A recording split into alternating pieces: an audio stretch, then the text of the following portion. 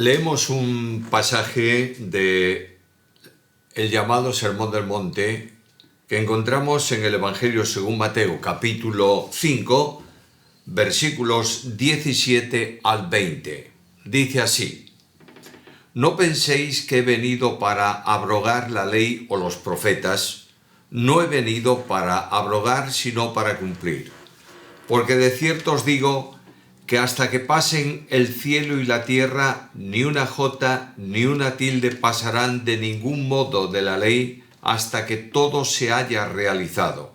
Por tanto, cualquiera que suprima uno de estos mandamientos, aun de los más insignificantes, y enseñe así a los hombres, será llamado el menor en el reino de los cielos.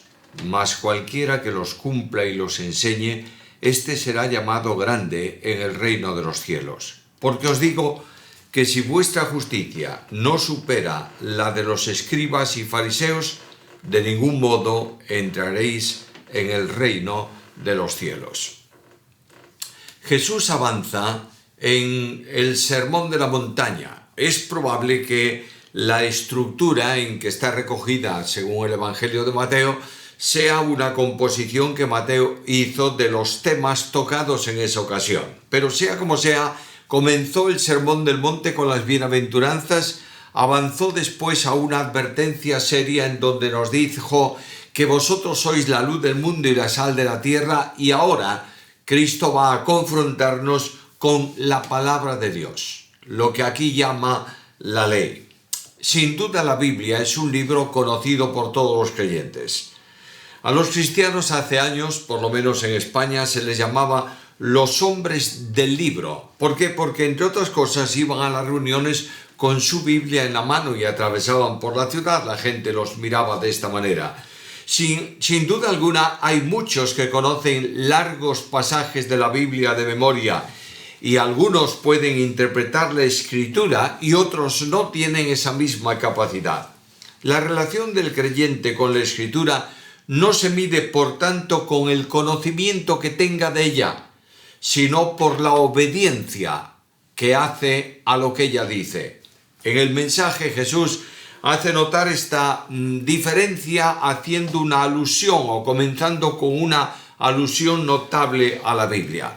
Tres cosas están en el pasaje que conviene destacar. Primeramente, la verdad. El Señor dice: no penséis que he venido a abrogar la palabra. En segundo lugar, la obediencia. Cristo habla de mandamientos que se obedecen y mandamientos que no se obedecen. Por tanto, habla de obediencia o no obediencia a la palabra. Y en tercer lugar, habla de la justicia.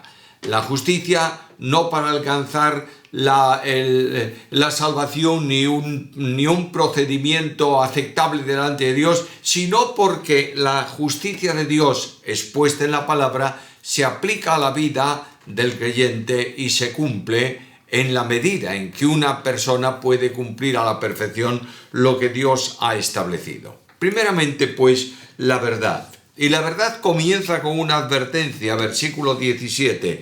No penséis que he venido para abrogar la ley o los profetas. No he venido para abrogar, sino para cumplir. Cristo era un hombre que asombraba a la gente. Comienza su ministerio y la gente está entusiasmada por su palabra, asombrada por los prodigios y las maravillas, pero observan al Señor y se dan cuenta que hay una diferencia muy notoria, un cambio muy profundo en el consejo o en la forma de entender la Biblia según los fariseos y según la enseñanza de Cristo. Las gentes del entorno de Jesús miraban a la Escritura, a la ley, como norma, y a los fariseos como ejemplo del cumplimiento de esa norma. Jesús, el Señor, coincidía en muchas cosas, en muchos aspectos, con los escribas y con los fariseos. Por ejemplo, demandaba buenas obras, como también ellos demandaban. Miremos el versículo 16 del capítulo que tenemos delante, del capítulo 5. Así alumbre vuestra luz delante de los hombres, de tal modo que vean vuestras buenas obras y glorifiquen a vuestro Padre que está en los cielos. Como los fariseos, Jesús tenía también la ley de Dios, la palabra de Dios, en alta estima. la respetaba mucho más en el grado que él tenía o se aproximaba a la Escritura que los escribas y los fariseos, que consideraban la tradición de los ancianos al mismo nivel que la enseñanza y la autoridad de la Biblia. Por eso, en el capítulo 15 y en el versículo 6, Cristo les reprocha esta actitud, dando el valor a la tradición, es decir, a la enseñanza que los maestros de la ley habían establecido a lo largo del tiempo, le daban el mismo valor, la misma autoridad que a la misma palabra de Dios. Ahora Cristo hace una afirmación. Todas sus enseñanzas se iban a ajustar siempre a la enseñanza de la palabra. Nadie debía pensar que sería indulgente con la actitud suya o la de sus discípulos o las demandas que le establecían en relación con la palabra. Cristo, el Señor, no transigía en las prohibiciones que la ley había establecido o que recogía, y tampoco prohibía lo que Dios no había prohibido en la ley. Recordad que los fariseos hacían prohibiciones y concesiones conforme a la tradición, pero no de acuerdo con la palabra de Dios. La ley demanda santidad y obediencia. Los fariseos habían establecido un sistema para sortear esas cosas, de manera que los fariseos habían codificado los mandamientos de la ley en 365 mandamientos negativos y 250 mandamientos positivos. Y ellos enseñaban que guardando todos esos mandamientos, los hombres alcanzaban la justicia delante de Dios. De otra manera, los hombres eran justificados por lo que hacían en cuanto al cumplimiento de la ley y no por la fe, como la misma ley, la palabra de Dios, enseñaba.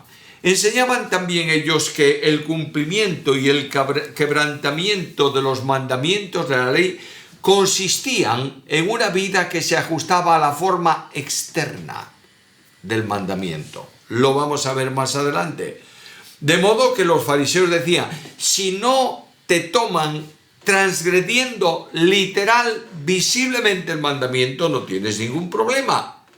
Cristo va a decir, no es esta la cuestión. Aparentemente puedes estar cumpliendo a los ojos de los hombres, pero estar quebrantando la ley a los ojos de Dios. Por tanto, el Señor había venido para algo. Mirad el texto. No penséis que he venido para abrogar la ley o los profetas. No he venido para abrogar, sino para cumplir. Los fariseos estaban viendo a Jesús en un sistema religioso auténtico, genuino, que salía del corazón del Señor y que se apoyaba en la Escritura, pero que no cumplía ciertas tradiciones de los fariseos. Por ejemplo, Cristo se sentaba para comer con los publicanos y con los pecadores. Los fariseos entendían que eso era algo que menoscababa la realidad, la esencia, la comunión, la relación del pueblo entre sí y, por supuesto, la comunión con Dios. Pero Cristo dice, ¿dónde está la prohibición?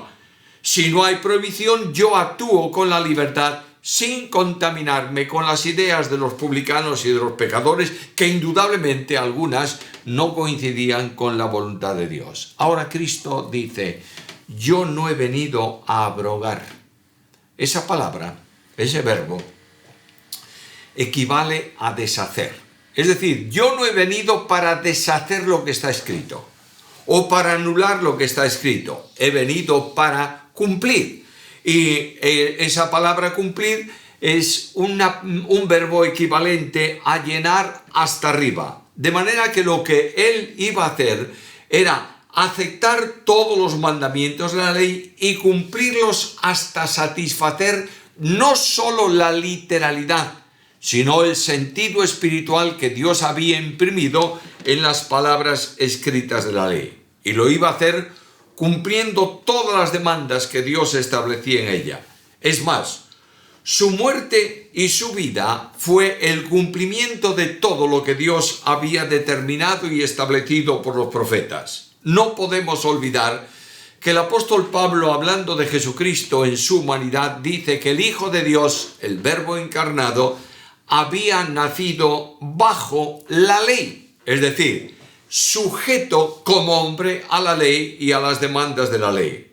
Cristo el Señor, en relación con la ley para extinguir la responsabilidad penal que el pecado establecía por el quebrantamiento de los mandamientos que Dios había escrito, dado, comunicado por medio de la ley, Cristo tuvo que asumir la responsabilidad penal de esa ley y fue declarado, fue considerado por Dios como maldito, es decir, como la persona que a causa de quebrantar la ley es maldito de Dios. Fue considerado así, siendo él santísimo, inocente, no habiendo hecho él nunca maldad ni engaño en su boca. Estamos hablando de sustitución. Cristo no le afecta el pecado, Cristo no fue hecho maldito a causa de su pecado, sino que fue separado de la comunión con Dios en la cruz del Calvario, porque él como Cordero de Dios llevaba sobre sí, portaba sobre sí el pecado del mundo. Pero Cristo vino a algo más. Cristo vino a promulgar la ley del amor. Y recordáis que cuando Cristo habla de la identidad de la iglesia, dice que en esto conocerán todos que sois mis discípulos si tuvieseis amor los unos para con los otros. Y cuando se desarrolla el pensamiento de Cristo a lo largo del Nuevo Testamento, notaréis enseguida que el amor, la ley de Cristo, que es la ley del amor, cumple, satisface las demandas de toda la ley, tanto la ceremonial como la legal, por una razón. Porque el amor nunca hace mal al prójimo y el amor ama siempre a Dios, donde está el resumen de la ley. Por tanto, Cristo afirma, nadie piense que yo he venido para decir esta ley no tiene importancia. Cristo habla de la inquebrantabilidad de la palabra de Dios. Versículo 18. Porque de cierto os digo que hasta que pasen el cielo y la tierra, ni una jota ni una tilde pasarán de ningún modo de la ley hasta que todo se haya realizado o hasta que todo se haya cumplido absolutamente. El Señor está hablando de lo que el Nuevo Testamento enseña como la inspiración de la Biblia. No solo el Nuevo, sino también el Antiguo, pero centrémonos en el Nuevo en relación con el concepto de inspiración. Cuando hablamos de inspiración estamos hablando de la comunicación de un mensaje. Dios comunica a los profetas que Él selecciona a lo largo del tiempo un mensaje. Se lo manda decir y comienza la transmisión de tradición, es decir, de palabra del mensaje de Dios. Y Dios en algún momento de la vida del profeta, como indica también Jeremías, le manda escribir el mensaje que él le había dado. Por tanto, el apóstol Pedro mira la escritura y dice en la segunda carta, capítulo 2, versículo 21, que ninguna profecía fue traída por voluntad humana, sino que los santos hombres de Dios hablaron siendo inspirados por el Espíritu Santo. Notad ese verbo traducido ahí por inspirar. El apóstol Pablo tiene en mente algo más. El apóstol Pedro responde a la pregunta ¿cómo se escribió la Biblia? El apóstol Pablo responde a la pregunta ¿qué ocurre con el escrito bíblico? Y en la carta segunda a Timoteo, capítulo 3 y versículo 16, el apóstol dice, toda la escritura es inspirada por Dios y útil para enseñar, para redarguir, para corregir, para instruir en justicia, a fin de que el hombre de Dios sea perfecto, enteramente preparado para toda buena obra. Por tanto, el apóstol Pedro dice, ¿cómo se escribió la Biblia? Por medio de los profetas a quienes Dios envía. Segunda cuestión, Pablo dice, ¿qué es lo que ellos escribieron? Es la palabra de Dios y es útil y es eficaz. De manera que el Señor, notaréis en el Sermón de la Montaña, que Él toma la Biblia para darnos ejemplo, porque la consecuencia que trae el hecho de la inspiración, aplicada la Biblia, la palabra de Dios por el Espíritu Santo, cambia toca la fibra íntima del individuo y le advierte de si está en orden de vida en relación con Dios o no. Por eso en Hebreos capítulo 4 y versículo 12 dice que la palabra de Dios, que es viva y eficaz, es más penetrante que una espada de dos filos y entra y distingue, discierne, separa las intenciones y los deseos del corazón.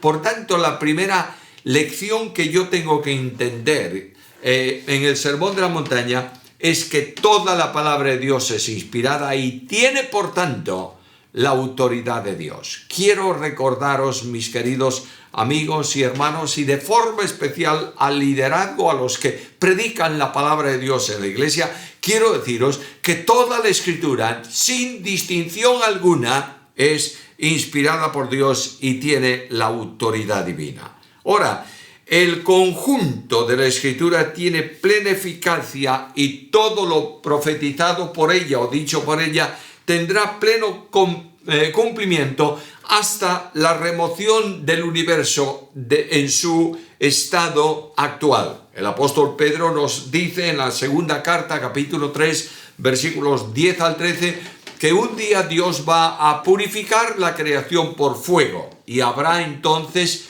cielos nuevos y tierra nueva. Pero todo lo que la Biblia dice respecto al tiempo actual y al tiempo futuro tendrá el pleno cumplimiento porque es palabra inerrante de parte de Dios. Ahora, ¿hay cosas importantes y cosas poco importantes en la Biblia? Cristo les pone un ejemplo. Los judíos, los fariseos especialmente, estaban acostumbrados a distinguir cuáles son los mandamientos principales y cuáles son los secundarios. ¿Recordáis que un escriba preguntó al Señor un día: Maestro, ¿cuál es el principal, el primero, el más importante mandamiento de la Biblia? Pero en la Biblia, tanto en mandamientos como en pecado, no hace clasificación. Cualquier mandamiento, por pequeño que sea, procede de Dios y es de obligado cumplimiento porque es palabra de Dios. Ahora Cristo dice: notad que se va a cumplir todo, porque no fallará ni una tilde ni una jota. Literalmente una iota, que era un símbolo pequeñito que se ponía para dar una entonación y una expresión distinta a la palabra, y el tilde, que es como un acento, que se escribía también. Las dos cosas más pequeñas que dan sentido a la lectura de la palabra de Dios, las dos cosas han sido inspiradas por Dios. Letras y acento. Recuerda que cuando Pablo escribe la segunda epístola a Timoteo, capítulo 3, versículos 15 y 16, le dice a Timoteo que desde la niñez, desde pequeño, ha sabido las sagradas escrituras. Literalmente las letras sagradas. Luego Pablo está diciendo que todo el conjunto de la palabra de Dios, incluyendo los instrumentos gráficos, la tilde, la iota, las señales indicativas que dan sentido y entonación a la palabra, todo lo que está en la Biblia es inspirado por Dios. Por tanto, si la palabra entera es inspirada por Dios, la palabra entera es la que da orientación para la vida del creyente y para la vida del reino. De modo que el éxito de la conducta depende del compromiso que yo tenga con la Biblia. Y el remedio más eficaz para una vida de santidad no son estos textos informativos sobre lo bueno o lo malo que es las acciones de los hombres y lo que tenemos que hacer para una vida de santidad. La santidad descansa en el conocimiento y en la obediencia de la palabra. Salmo 119:11: en tus mandamientos he meditado para no pecar contra ti. Y frente a un mundo de desorientación, la palabra de Dios brilla y tenemos la luz de la palabra. Os invito al Salmo 119, para no citar de memoria, Salmo 119 y versículo 105. Salmo 119, versículo 105, dice así: lámpara es a mis pies tu palabra y lumbrera a mi camino. Ahora, una pregunta importante. ¿Qué tengo que hacer para conocer la Biblia? Mucha respuesta es estudiar la Biblia. Lo primero que tengo que hacer es leer la Biblia. Dedicar tiempo a la lectura de la Biblia. Leer un pasaje, releer ese pasaje, volver a leerlo de nuevo para que yo pueda entender con claridad cuál es la enseñanza de ese pasaje. Por tanto, el Señor habla en primer lugar de la verdad. La Biblia es la palabra de Dios, inspirada por Dios, que tendrá cumplimiento total, conforme a lo que Dios ha establecido.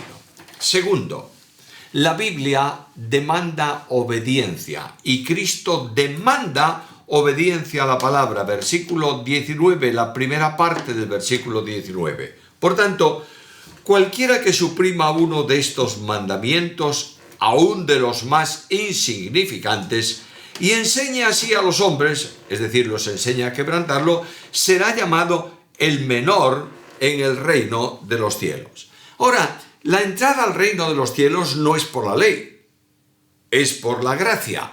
El mismo Señor Jesús, en capítulo 3 del Evangelio según Juan, hablando con Nicodemo, le dice 2 veces en ese pasaje que relata el encuentro de Jesús con Nicodemo, o de Nicodemo con Jesús, como lo prefieras, le indica 2 veces que para entrar en el reino y ver el reino, tendría que nacer de nuevo. Yo voy a una declaración más amplia, más expresiva, más implícita del apóstol Pablo en la carta a los Efesios capítulo 2 versículos 8-9, en donde me dice cómo entro yo a la esfera del reino de los cielos, el reino espiritual de Dios, y él me dice: porque por gracia sois salvos por medio de la fe, y esto no es de vosotros, es un regalo de Dios, no por obras, para que nadie se gloríe.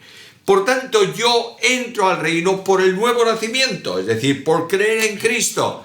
Y el Espíritu Santo transforma, produce un cambio radical en mi vida respecto a la obediencia.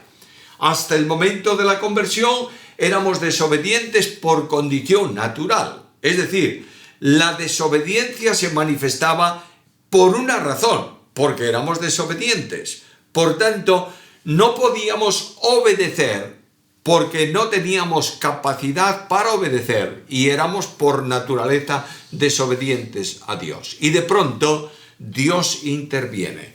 Y en la carta primera de Pedro, capítulo 1 y versículo 2, están aquellas palabras que dice: elegidos según la presciencia de Dios Padre en santificación del Espíritu para obedecer. El propósito que Dios tuvo cuando nos llamó a la salvación y nosotros creímos en Cristo es hacer un pueblo obediente. Obediente a Dios equivale a obediente a su palabra.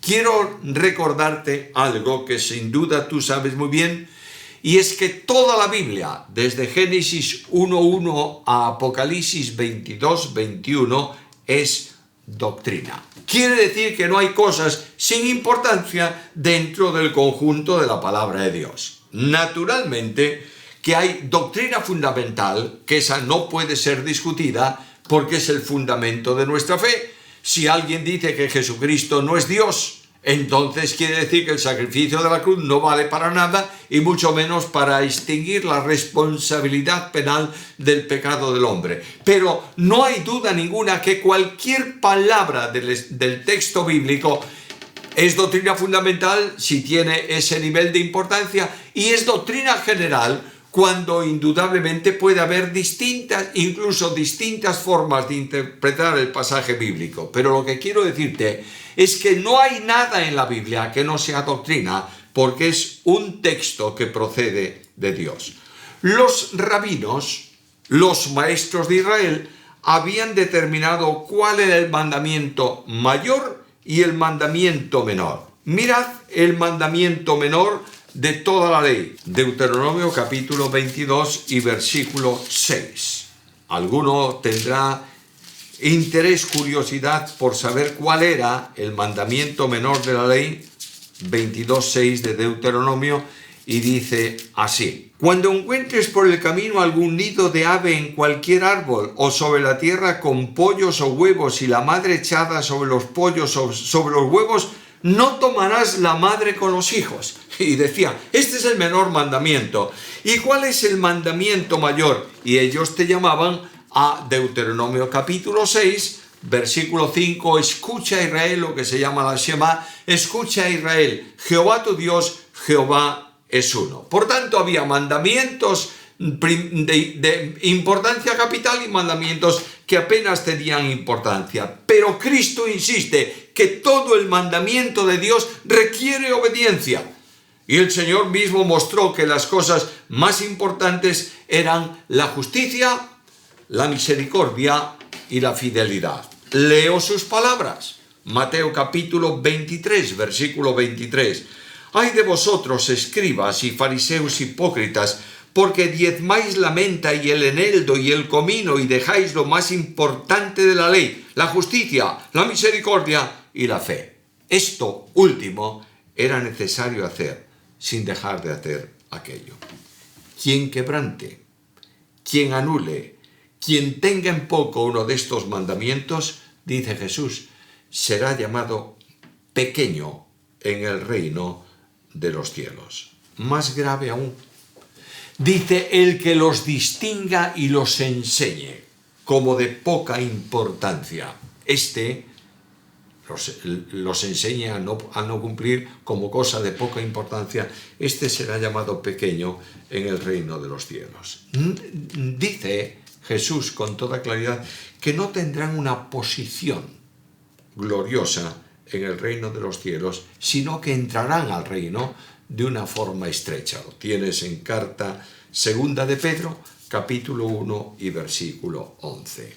Ahora, el obediente a la palabra. Mira la segunda parte del versículo 19. Mas, cualquiera que los cumple y los enseñe, este será llamado grande en el reino de los cielos. El respeto por la palabra comienza por la acción. Cualquiera que los haga, es decir, que los cumpla de forma concreta, conforme están expresados, por eso este que los enseña y los hace será llamado grande en el reino de los cielos. Así lo hizo Jesús.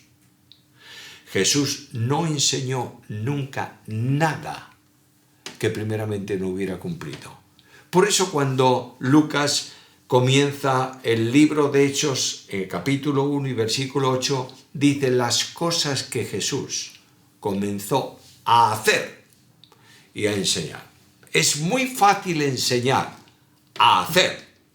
Es más difícil hacer antes de enseñar. Quien practica los mandamientos tiene autoridad moral para exigir que se cumplan cuando los enseña a los demás. Por último, está la justicia. La advertencia del Señor es clara, versículo 20, porque os digo que si vuestra justicia no supera a la de los fariseos y escribas, de ningún modo entraréis en el reino de los cielos. La advertencia de Jesús contrasta dos modos de vida. La vida de los escribas, que eran los profesionales de la palabra, no solamente los que copiaban la ley, era una de las cosas que ellos hacían, pero se dedicaban a enseñar la ley y darle la interpretación.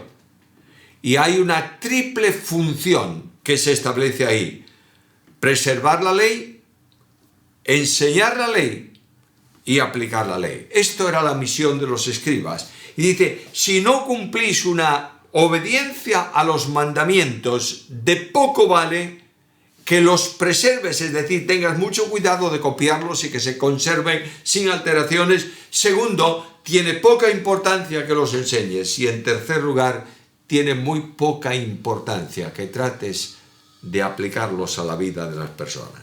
Los fariseos eran profundos y celosos conocedores de la ley, que habían diseñado un sistema para esquivar las demandas de la ley.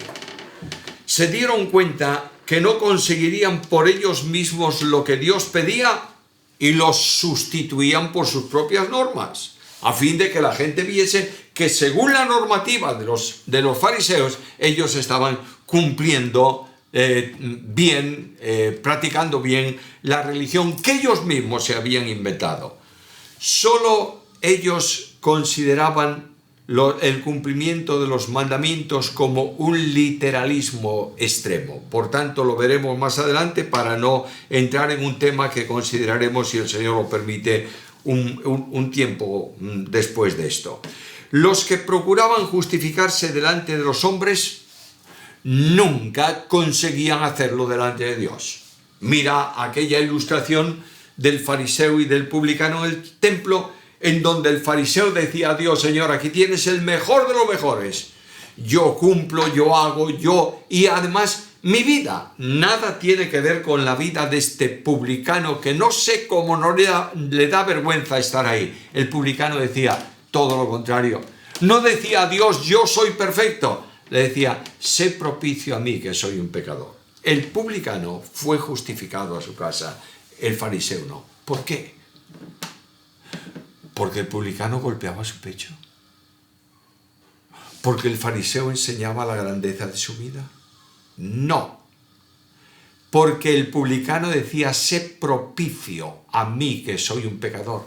Y apelaba a la sangre que se vertía una vez por año y que estaba en la placa, en la plancha de oro del propiciatorio en el templo. Y apelaba a Dios diciendo: Señor, hay alguien que ocupa mi lugar, simbólicamente. El animal vertió su sangre y por eso tú puedes ser propicio a mí. Porque ese sacrificio extinguía figuradamente la responsabilidad penal del pecado. Querido amigo mío, el cumplir la normativa no justifica a nadie. El que verdaderamente entiende la Biblia se da cuenta de su pequeñez y acude a Dios en confesión personal diciendo: Dios, tú puedes ser propicio a mí porque Cristo ocupó mi lugar. Y Cristo habla aquí de la justicia del reino. La justicia del reino comienza primeramente por la justicia para salvación. Sigue con la justicia aplicada de la vida o a la vida en razón de vivir a Cristo. Se ajusta a la justicia de Dios en las demandas de la palabra y se establece fundamentalmente en una vida de amor. Dios mostró la justicia suya en el amor que tuvo por nosotros, condenando a su Hijo que ocupó nuestro lugar. Por tanto, debemos entender con toda claridad que la vida auténtica delante de Dios es la vida que ama sin exigir ser amado. Ahora hay una pregunta en todo esto y termino. ¿Qué es la palabra de Dios para ti? Nunca seremos felices si no obedecemos todas las demandas de la Escritura.